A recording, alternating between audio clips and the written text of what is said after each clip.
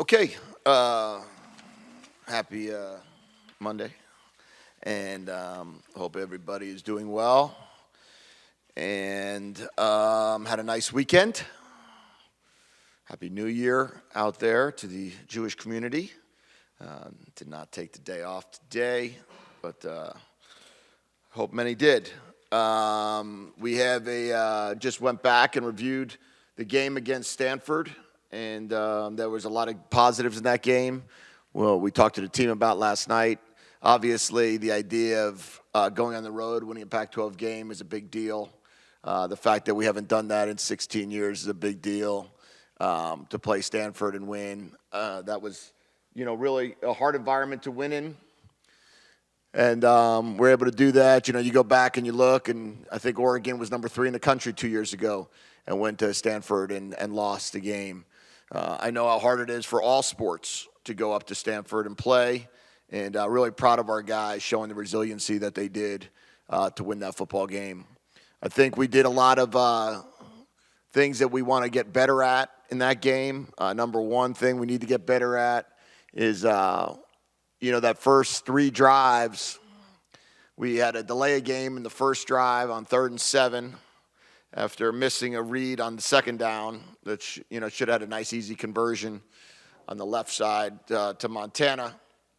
And then then the next drive we went down to the 36-yard line and decided rather than take a long field goal, we decided to punt. And the next drive went down to the 26-yard line and got stopped 3 plays in a row, 2nd and 2, 3rd and 2, 4th and 2, before the 4th drive where we scored a touchdown. So moved the ball pretty well, pretty easily there.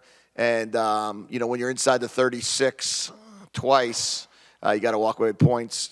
Probably had a chance there to make it a 17-3 game at the end of the first quarter rather than a 7-3 game. So did not execute on that, though. Didn't get that done. Wound up having to go down to the end. Wound up going down to a 17-14 in the third quarter. Got the ball back, drove down, and really when it was 14-10, we had the ball and had a chance for Dalton Johnson to make an interception and then give us the ball back and hopefully take the lead there, 21-10. But we didn't make that play, and they scored. And then we had to score to take the lead and keep the lead. Strange game in terms of possessions. 3 possessions in the second half, 2 were touchdowns, and then the last possession we got was with 3 minutes left, and we had to run out the clock. So I was expecting 6 possessions in the second half. We ended up with just what ended up being 4. But for the most part, I thought our defense once again stepped up and did a fantastic job. Tackles for losses, negative plays. I think they would, we had 4 3rd and 12 pluses that Stanford converted on. We get those stops and we get that one long run that we had 5 missed tackles on the same play. It would have been an elite performance by our defense. Offensively, there were some good, some not so good. We were balanced, no turnover game. I was just listening to Coach Belichick in his locker room after they just beat the Jets 15-10, and the first thing he said was offense, no turnovers. And that is the formula for winning. So we've gone, Jaden has played, I think he's now in 8 quarters without throwing an interception. The 4th quarter of Mississippi State, all 4 quarters of UTEP, and then 3 quarters of this past game against Stanford. And then Noah went in and didn't turn it over. So that was good, very positive there. And we'll see how it looks this week. Don't have much injury updates on Delora, Wiley, Polito, Irby, Tai. All of those guys, we're still waiting and seeing. It's still Monday, so we'll have no real idea on if they're going to be cleared to play or not until later on in the week. So with kind of the uncertainty with Jaden, how do you approach Noah Fafita in practice? The beautiful thing about Noah is we've had him for the same amount of time as we've had Jaden. They both got on campus the exact same day, which would have been January of a year ago. They've learned the offense the exact same way. They've been in the exact same meetings, and they have very similar skill sets in a lot of ways. So nothing changes. And the only thing that would potentially change would be practice reps based upon Jaden's health.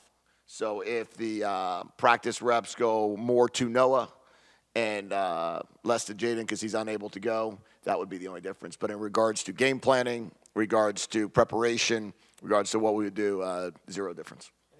Back of the film of the game against Stanford and how Noah came in, what impressed you the most about how he handled that situation considering the score and all that? Yeah, I wasn't really, worried. I didn't even think about it. I mean, the first play went in, I wanted to launch a post. We wound up throwing the check down to Cowing for about 16 yards. But I didn't even flinch. I had the same exact play call I was going to call if Jaden wasn't hurt. And then Noah, I don't even flinch with Noah. Noah has never once given us any reason to not call what we want to call, execute what we want to execute. He's an extremely talented player. He's extremely confident and poised.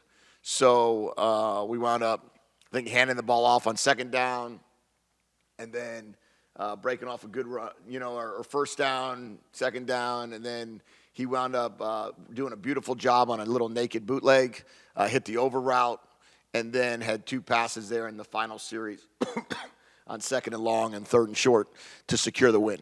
So Noah did a great job handling everything, and would have no concern whatsoever if he is starting for us on Saturday night. But really waiting to see how Jaden's ankle is. Before Jaden got hurt, it seemed like, watching from afar, that he was having some trouble seeing the field. He was holding the ball a lot. Yogi also mentioned during the broadcast that he was kind of drifting back out of the pocket. When you reviewed the film, what did you see? Yeah, I talked to him about the same thing. We just can't hold the ball. We don't need to do that. We need to trust our reads. We need to get the ball out there quicker. There's plenty of opportunities to not hold the ball and not have to. Now, there's a couple times that he did have to for one reason or another, but I think there's part of the game is you got to play with great rhythm and timing. And if you're not playing with great rhythm and timing and you're late or you're holding the ball, you're waiting for things to happen, you're going to miss things. It's going to feel like it's lasting forever. Obviously, there's no excuse for ever drifting back 30 yards to throw the ball away on a 3rd and 10 on the plus 36-yard line and risk the possibility of a major negative play. We wound up throwing it away, but that's nothing that we would ever coach nor permit. But otherwise, I would say, I think that there were probably some plays that he would like to have back. I think there were some plays that I would like to have back that probably didn't give him the best possible play to be successful on. The plays that he was successful on, we were able to get the ball out of our hands quickly. The ones that we were able to get it out, I think maybe we had a chance of Cowing on the sideline on the second, third down play. Probably just went off his fingertips. That was a heck of a throw. We hit the next third down to Jacob on a short yardage. We hit Tanner over the middle. But for the most part, I thought we were not as crisp as we normally are. Jedd, 2 questions. The play where Noah avoided the blitz and hit Tanner, just speak to his ability. You talk about quick procession there. Most people think, okay, avoid the blitz now, take a moment to figure out what's going on. But he immediately got rid of the ball to Tanner, just his ability to process quickly like that. And then defensively, the 2 PIs, the one on Takari, I think, in the end zone, and then the one to Ephesians, just a few slots. Those were pass interference. It's a setup. I don't know. I thought there were some pass interferences on our players that weren't called that looked very similar to those calls. We'll just say that regarding that situation. I think we definitely had some opportunities for some PIs.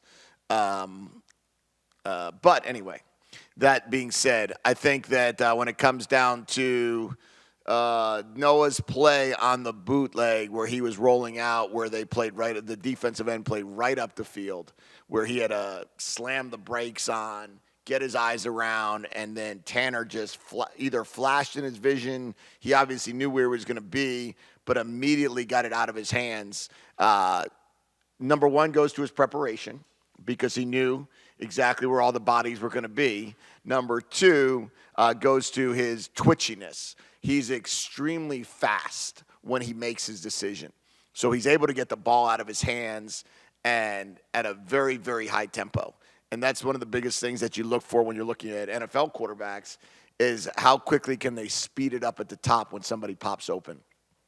And I would say Noah does a great job of speeding it up at the top and being able to get the ball out of his hands very quickly. I guess similarly, but you talk about the similar skill sets between Jedd and Noah. So, what are their biggest differences, you feel? Well, I mean, the simple answer would be experience. Jaden started 32 games in college football already this year, where this would, if Noah happens to be starting, would be his first. So experience-wise, what they've seen over time, what he's seen regarding, let's call it, all the different looks that he's had to deal with, and where he is able to kind of pull back from the memory banks of this is where I would have gone versus this defense. That makes a difference. I would say I don't think anybody that I've ever coached has the unique ability to make some of the splash plays that Jaden can make, where he is avoiding sacks, getting out of bad situations, using his feet to his advantage, and then keeping his eyes downfield to hit an explosive play. But we haven't seen that from Noah yet. He hasn't had those opportunities yet. Where, but for the most part, when you look at both the players, they both, are able to control the huddle. They're both able to control the line of scrimmage. They both have understanding of the offense. They both can make all the throws on the field. You don't have to worry about, is that too far of a throw? Is that something that we don't feel comfortable throwing outside the numbers? All the things for our offense, both of those guys can execute. Mel Kiper put Jordan Morgan, 22, on his big board. What do you think about that, and what do you think makes Jordan a first-round pick? Yeah, I think Jordan's a first-round tackle. I've been saying that all year and last year. What makes you a first-round pick is, number one, a team needs a tackle, and they're picking at that spot where it's your time. Number two, he's got the size, athleticism. He can really handle an end on his own without having to worry about necessarily you providing a lot of chip help with the backs and tight ends. He's able to get to the second level of blocking, where that means that he can go block not just a defensive line, but he's athletic enough to go block linebackers and defensive backs in space. That's a big part of being an offensive line. He has a nastiness that he's not afraid to, play 75, 80 plays and get physical each play. And he has great poise.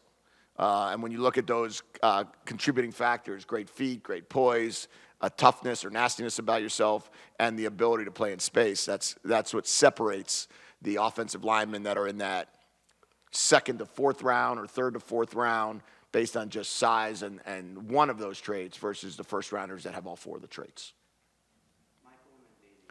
What was the coaching message to Jacob on the kickoff at the end of the game that he ended up fielding and running out of bounds? Yeah, not the right coaching message. We need to fair catch that. That needs to be fair caught, and that's a mistake on our side, on our end, and I need to do better there. I need to make sure he's aware of that situation where you don't just have to be in the end zone to fair catch the ball. There was a lot happening at that point in time. It was an onside kick, timeout, onside kick. They call it defensive offsides penalty. We wind up having, they're saying that Roberto lined up on the line there. And then they go, we're coaching up the onside kick. They spread out. Now they kick it deep. And can't call back-to-back timeouts. So it was one of those weird situations. I need to do a better job of making sure Jacob fully understood that scenario. And that's a fair catch scenario for sure.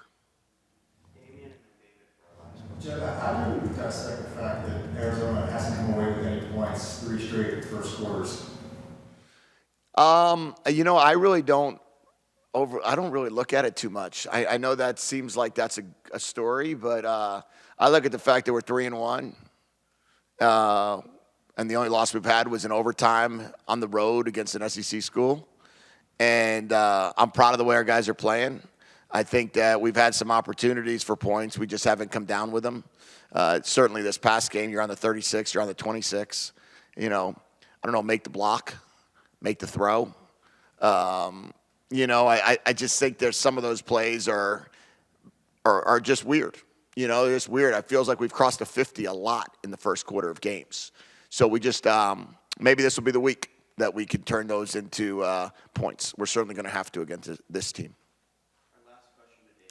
Just to follow on Damien's question there, Jedd, and where are you most comfortable with Tyler? You talked earlier about, you got to the 36, you thought that was long, and then the next possession you went for. Where are you most comfortable with him inside? Yeah, I would say that, the wind was a little bit swirling, so I didn't want to kick it. It would have been a 53-yarder, and I'm really comfortable with the way our defense is playing right now that I much prefer to try to pooch kick it and back them up to the 10. I think is was what the goal would be in those situations, get an inside the 10 punt. I think we did that with the UTEP game where Jaden punted, and I think he got downed on the 8. That's kind of, but that's kind of the mentality there. But I would kick the ball. I think Tyler's very comfortable in that 52, 53-yard field goal range, so that would be about the 35. Probably just because of how early it was in the game, and I just didn't want. They had a 3-0 lead, and I didn't want to give them a short field where they only had to go 60 yards or so. In that case, I wanted to play good defense and get the ball back and drive down and score and take the lead. Okay, thank you guys.